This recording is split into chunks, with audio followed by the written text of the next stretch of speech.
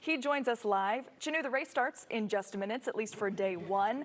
But after a virtual Thanksgiving run last year due to the pandemic, how is the excitement building out there now? To warm up as well.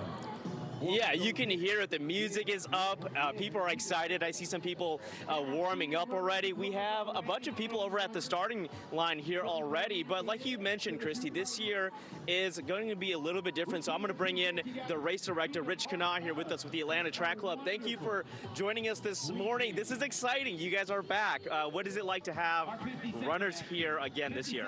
I couldn't be more excited to be back here at the start line of the Peachtree. And this is epic weather that we got. Nice little tailwind. Cool weather. Someone here from Boulder, Colorado said that I can't stand this humidity. I said this is as good as it gets here in Atlanta. Yeah, and you mentioned earlier this year is different than any other year in the history of this race. Can you explain the changes and all the planning that went into that?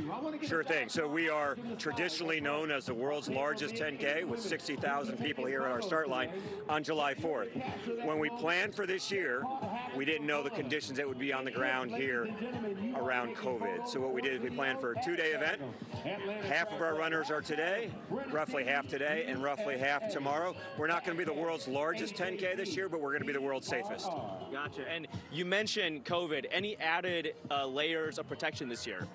Yes, as a matter of fact, during the registration process, we said to all of our participants, as a requirement of your registration process, we're going to ask you to show proof of vaccination or agree to go through a COVID screening process so that when let's say in about 20 minutes when the race starts here, we know that everyone who has gotten to the start line is COVID free.